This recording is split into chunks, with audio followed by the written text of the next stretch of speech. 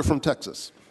Mr. President, watching the wrap-up by our friend from Connecticut and the presiding officer, I don't know anybody who could argue that the Senate's incapable of getting a lot done in a short period of time, given the will. That was pretty remarkable. Mr. President, nearly 10 months after the Senate passed bipartisan legislation to fund the CHIPS Act, we're finally inching closer to the finish line.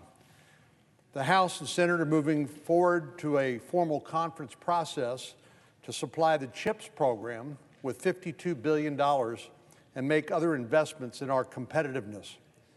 Yesterday afternoon, members of the Senate and the House heard from administration officials about how important this legislation is. Commerce Secretary Gina Raimondo spoke about the economic risks of a weak semiconductor supply chain.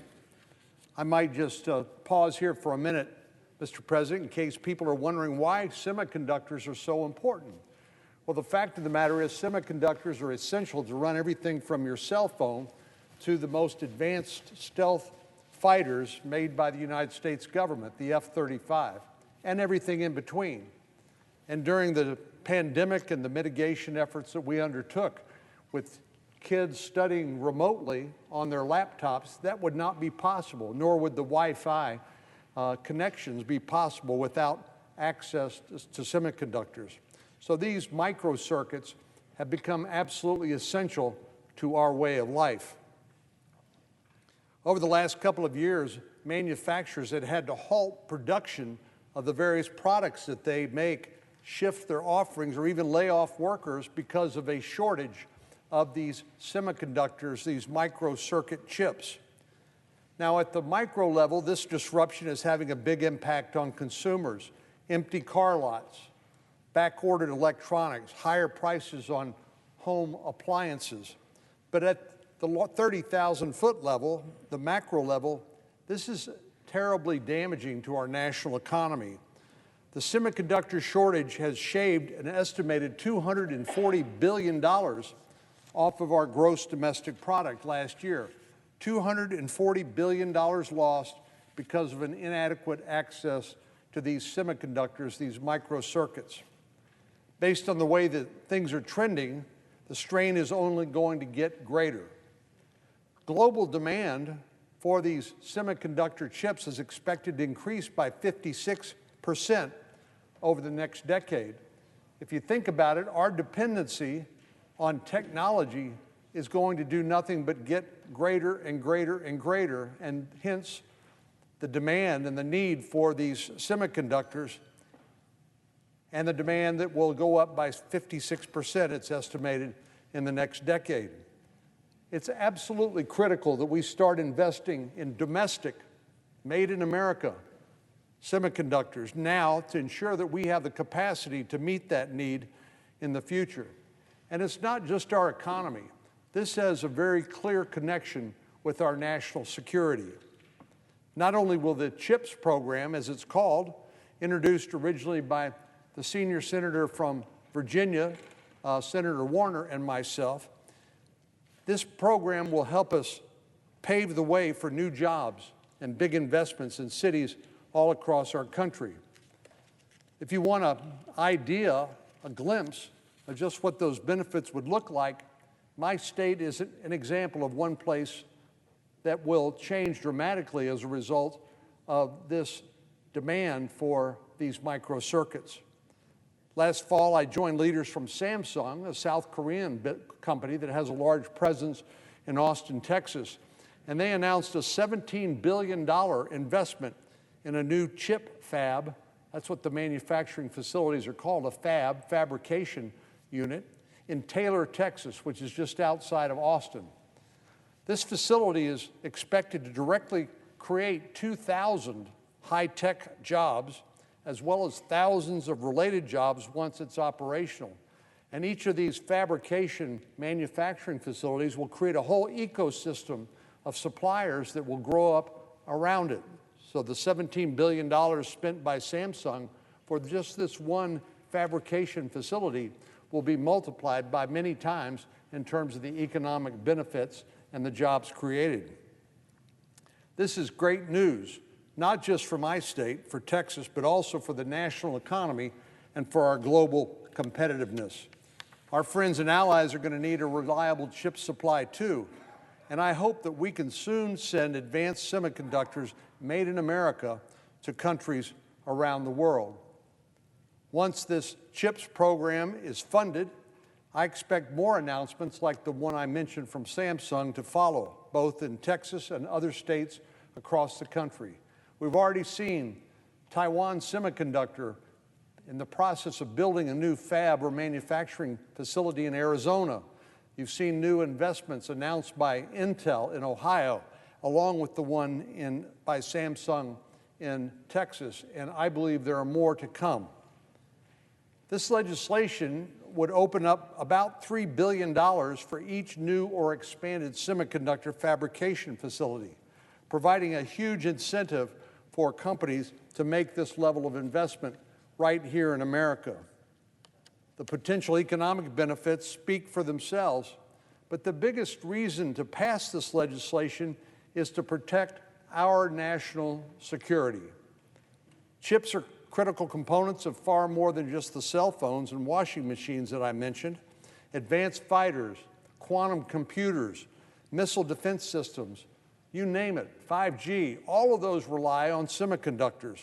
A single rocket interceptor, like we've seen used in Iron Dome in Israel, knocking down rockets coming from Gaza, each of those interceptors alone uses 750 of these microcircuits. An over-reliance on other countries to produce these key components of our most vital defenses is a huge, huge risk.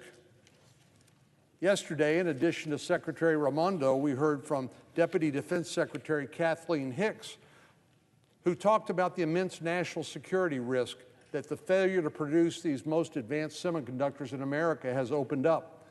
Just to be clear, we produce 0 of these most advanced semiconductors that we depend upon for the most complex technology, including our national security. Our military superiority really hinges on state-of-the-art technology. That's the one thing that we do better than any other country in the world. If we can't produce these products because of a lack of chips, well, the risk is obvious. And when you look at who is producing the lion's share of the world's chips, you can see the danger to which we are very clearly exposed. Now, I blame COVID for exposing these vulnerable supply chains, whether it's a PPE or it's chips. But now it's plain as the nose on your face, and we need to do something about it. So here are the facts. The vast majority of semiconductors are made in Asia, with 63% of the most advanced semiconductors in the world made in one place, and that's Taiwan. Even more concerning is the 92% of the world's most advanced semiconductors that come, as I said, from Asia. But if that supply chain, both from Asia and Taiwan in particular, were cut off, it would lead to disastrous consequences. Unfortunately, this prospect is not some far-fetched conspiracy theory or doomsday scenario. Xi Jinping has made no secret of his desire to invade and unify Taiwan with the People's Republic of China, even saying he wants to be ready to do so by the year 2027, just 5 years from now. But we can't depend on his stated timetable because he could do it anytime he wanted to start that invasion and jeopardize our access to these chips. We don't want to be in a position, we can't be in a position where the belligerence of one nation impacts our most critical supply chains. The war in Ukraine has made that clear. Put simply, we need to bolster domestic semiconductor manufacturing, and we have not a moment to waste. Chip making is a very big endeavor. A number of our colleagues and I traveled to Taiwan a few months back to Taiwan Semiconductor's facility there, where they, as I said, make the world's leading edge semiconductors. It's a big operation, and it's highly automated and very complex and expensive. In order to build one chip, you need very expensive, highly advanced equipment, and you need skilled workers, and you need a lot of time. It can take literally months to build a single chip, and that's assuming you have the facility and the equipment ready to go. So it's clear, in light of this vulnerability that we have in this essential supply chain, that we have squandered enough time already. After the Senate passed our version of this legislation, it took 8 months to get it back from the House of Representatives. Even then, their bill fell short in nearly every regard. Rather than mirror the bipartisan process here in the Senate, the Democrats in the House negotiated a bill just among their fellow Democrats. In other words, it was a partisan bill. That type of legislating does not lead to good and sustainable results here in Congress. The House-passed bill sends a whopping $8 billion to a UN climate slush fund, which has provided more than $100 million to China. This entire purpose of this effort is to counter threats from China, not to bolster China's economy with taxpayer dollars. So it defies all logic to send billions of dollars to an unaccountable fund that could end up helping our chief competitor, the People's Republic of China. The House Competes Act also added provisions relating to immigration, from creating new types of visas to removing green card caps. I'm fine with having a discussion and debate and votes on immigration issues, but they do not belong in this legislation, certainly not in a partisan fashion. In true fashion, our colleagues in the House, who are in the majority party, added a range of handouts to their political base, especially organized labor. From massive slush funds to burdensome new labor requirements, the unions would have been won big in this bill. And as I said, unfortunately, the House decided to undertake this effort in a purely partisan fashion, which leaves us with very little common ground to work with. I'm frustrated, and I know that I'm not the only one. There are Democratic senators who've joined me in expressing their frustration over how slow it takes to get this process moving. But it's more important to get it done right away so we can get the job done as thoroughly as necessary. Well, there's broad bipartisan support for this effort.